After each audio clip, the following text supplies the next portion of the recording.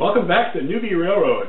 I got my shipment of track in, and I've got it installed. We'll take a look at trials and tribulations and some of the things that I've learned along the way.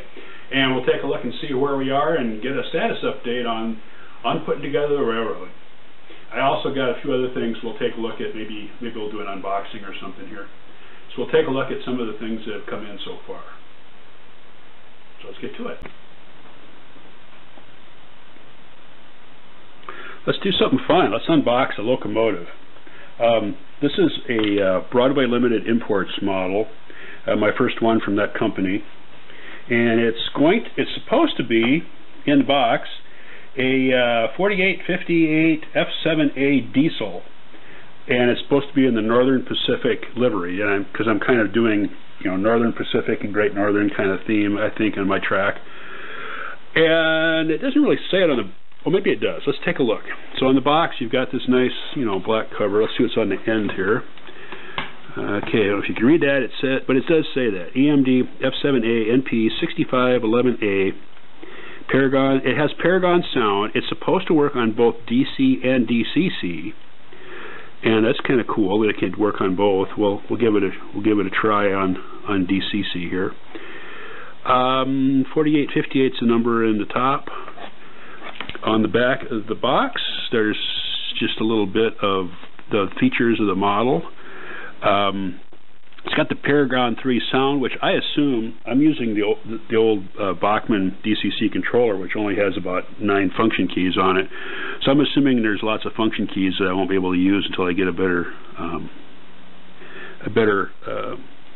controller. It says it works on 18-inch radius curves, which is what I have.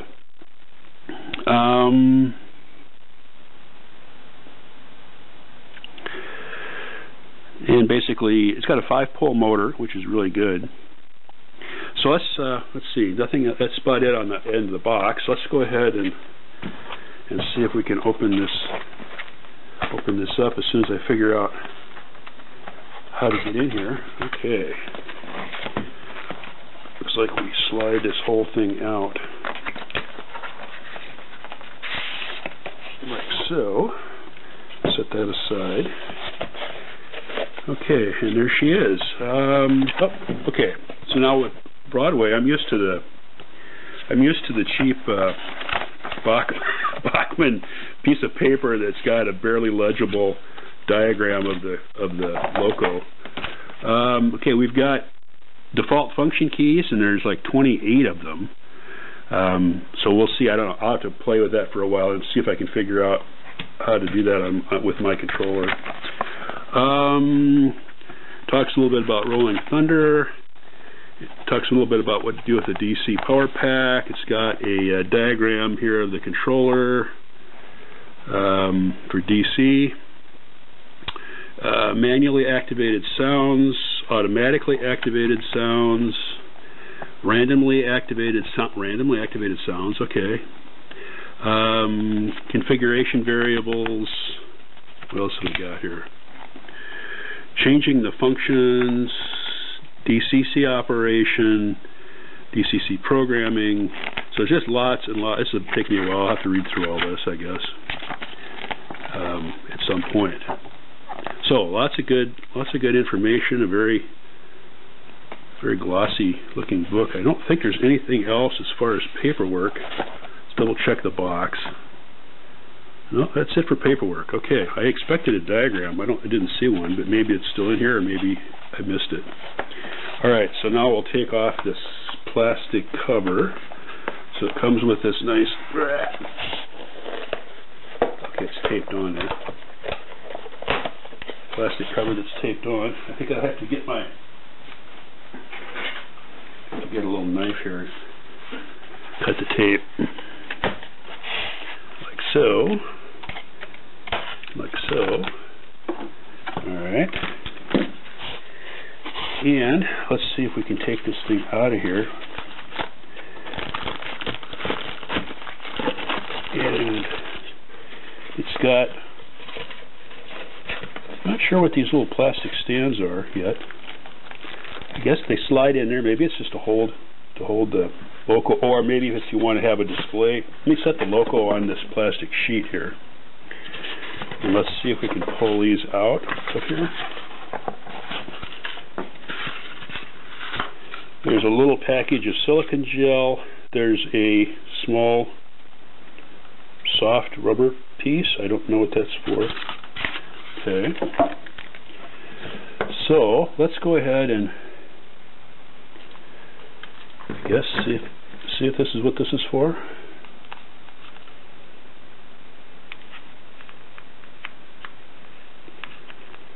I don't know.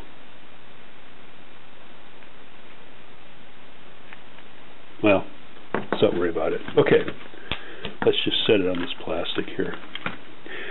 Okay, so take a look here at what we got. It's a very heavy model, so it's got a lot of metal. I think the top of the body is plastic, but everything in the base and the running is all metal. It's got some nice detail here, lights and number signs, and got some nice clear labeling there. There's like a little door here on the back. It's even got a little glass in the window.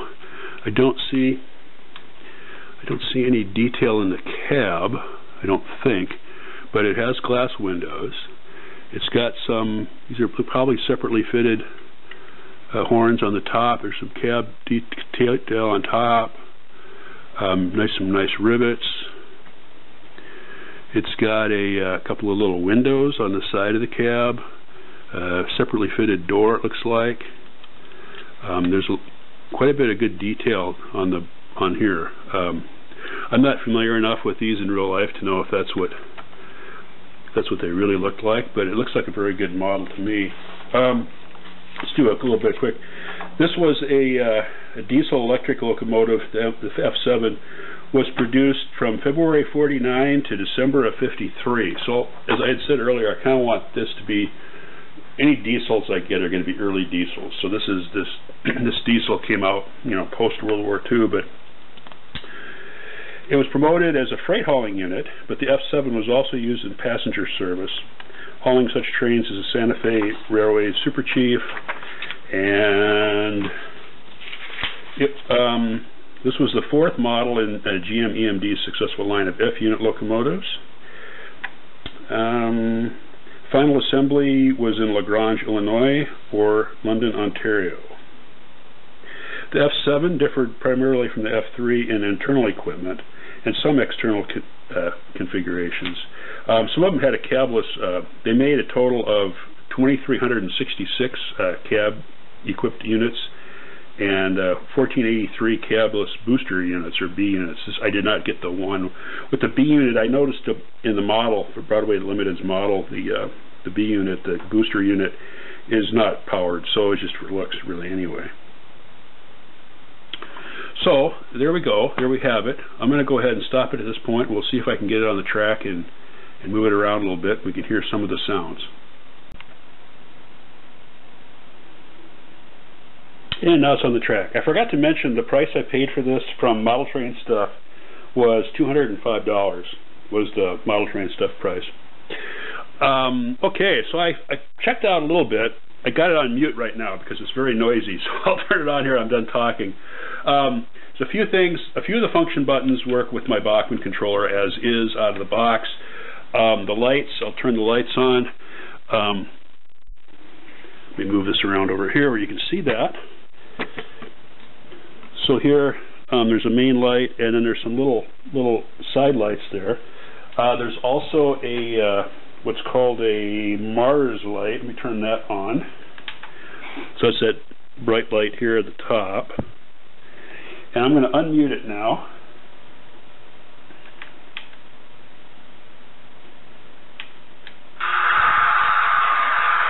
So there's just the automatic sound, the idle sound that it makes. This should be a bell.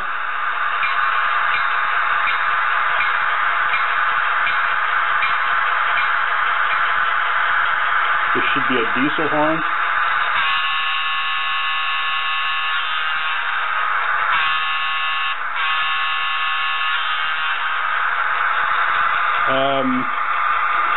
But there's tons of other sounds. Let's go ahead and I'll drive it. Let me see if I can change the camera here so you can see it a little better. As I move it, we'll go ahead and drive it forward a little bit. There's a very slow speed, very slow call. Hear the engine sort of ramping up. I'll stop it, put it in reverse, bring it back. There's an internal cab light that came on when I stop the motion. The internal cab light comes on. That is really cool. So it looks like that's again a very slow speed. Speed up a little bit. It's good slow speed. This is a I don't know. I hate to say this compared to Bachmann's products, but this loco is really I'm super impressed so far with this. So that's a first look. That's a first look at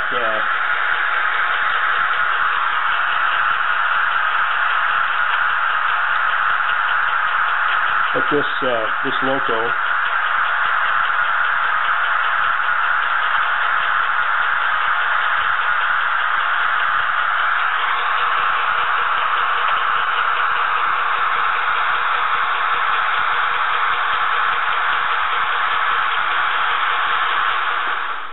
There's the mute button. I was just trying a few different keys to see what else I can get to work. It has instructions for how to reprogram it.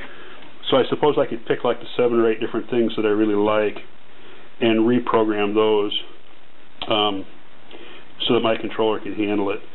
Otherwise, you know, I'll just wait, and someday I'll get a better controller probably, but I'm not in a big hurry for that. So we'll just run it like this for now. So there you go. Broadway Limited diesel circa 1950 locomotive in the Great Northern or Northern Pacific livery. Yep. Okay, so let's do an update of where we are with the track.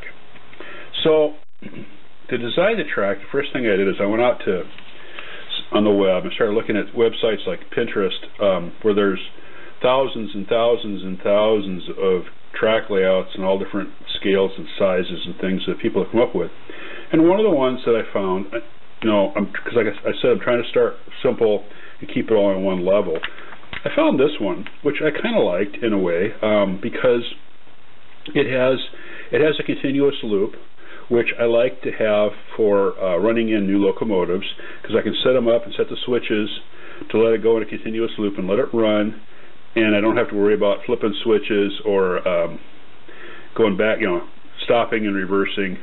I can just let the train run for 20 minutes or something to let the motor run in on a new loco.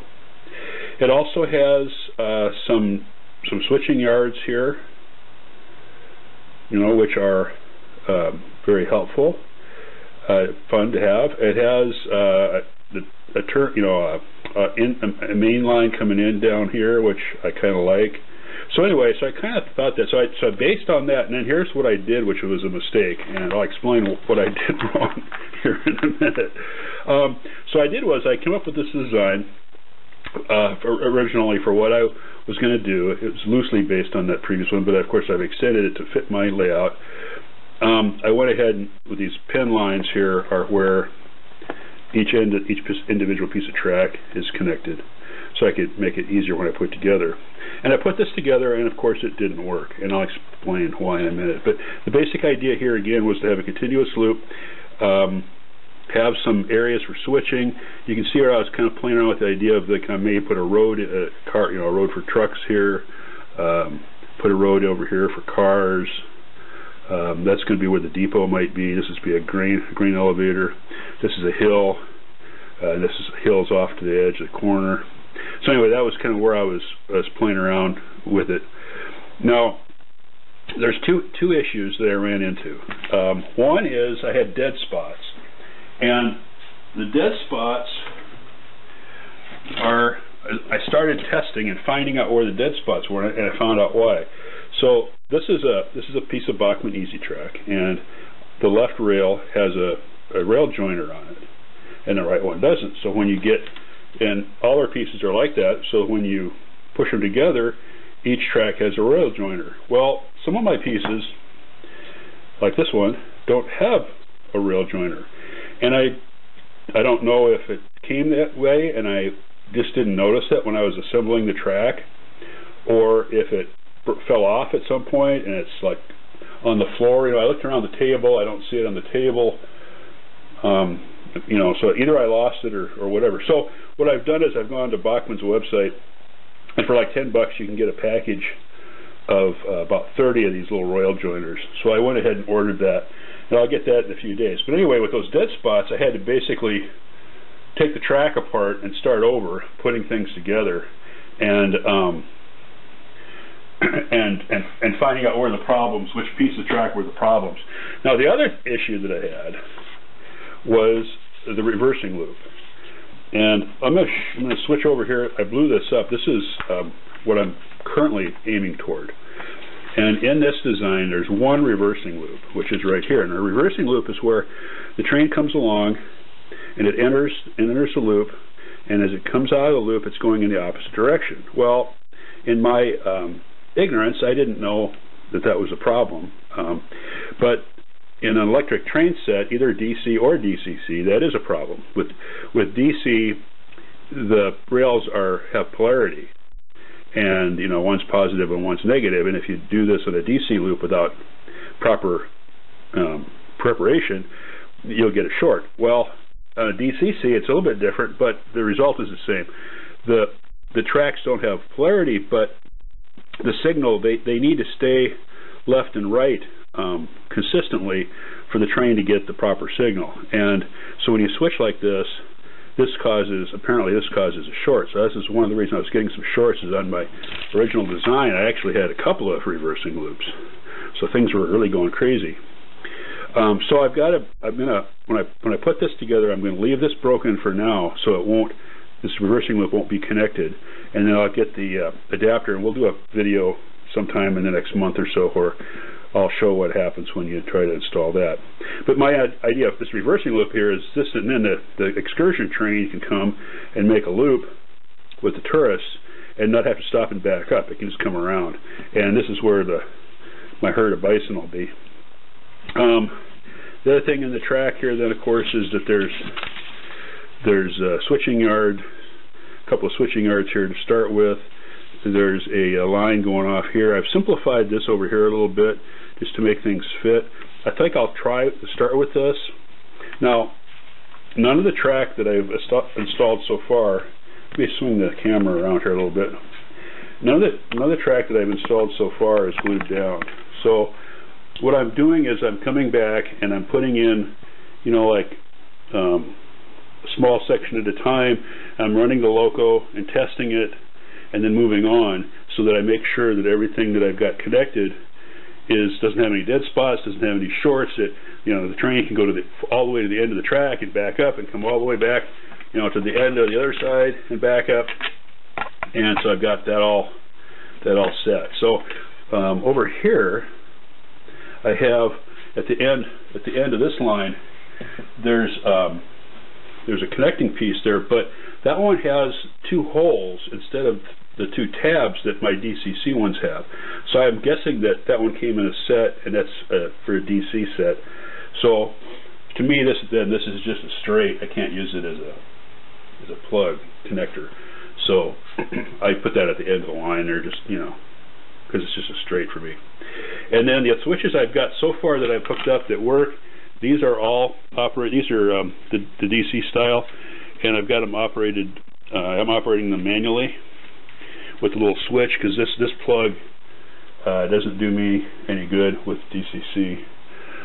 Now I have some DCC switches, but to keep things simple, I haven't installed any of those yet, and I'll be putting those in like one at a time and programming them and testing them, and not trying to do too much at once, because I discovered that when you try to add 16 things all at the same time, and one of them is wrong, it's hard to figure out which one is. You have to basically take them all apart and start over. Okay, that's where we are with the track. We've got a pretty good section. I've got a pretty good section here that's already tested and that works, and I'll be adding some more to make it look like you know, probably just this design is my starting design. Now, like I said, none of the track is glued down because I'm going to be changing it. I want to set it up, get it running, operate it for a while, and then probably, I'm sure I'll want to make some changes. And so that's what I'm going to do. So just to mention a couple other things. Under the cabinets here, I've added some under cabinet lighting, which I bought at Lowe's or Home Depot. Lowe's, I think it was. And those are like LED under cabinet lighting, and they have a little adjustment tab where you can adjust them for brightness and for the type of light you get, and they just screw onto a piece of wood. And because it's kind of dark out here in the garage, and so having some and I had those cabinets there already, and I'm going to be using that one to store my train stuff. I got paints and trains up there right now, and that one's got electric power tools, and so I thought I would just do that, and then it makes a nice mixed cover. Now I'm going to be doing a backdrop here. What I've done here so far, you may have noticed that my walls are kind of ugly, like, you know, they're ugly. So I went ahead here and I just did a little bit of painting with a little bit of blue spray paint to make it kind of look like a sky. And I ordered, this is from, I want to say it's a what's the website? Realisticbackgrounds.com. Sells there's sites that sell these backdrops. And there's some nice things about them. One nice thing about them is that they'll connect, so you can buy multiple ones and they'll match up. So I bought these two, kind of a fall theme to match my ground cover. I have not put them up on the wall yet, but I'm going to be I'll get some like wallpaper adhesive or something and try to attach them to the wall there. So that's going to be there. I'll probably do some painting back in there. And then, of course, over there I've got a window, which I'll just leave alone. At least, I don't know what I'll do with that. Might do some more, maybe do a hill or some painting back there. So I'll have kind of a backdrop. And then eventually when the track gets going good, I'll start adding some shrubs, bushes, and trees and things to the layout. But in this mode I'm in now, where I'm just moving track around like crazy, I'm not going to be doing anything else with the layout because I don't, I'm still moving track around. So that's where we are, and thanks for hanging in there this long, and hopefully I'll see you guys again in the near future on the Newbie Railroad.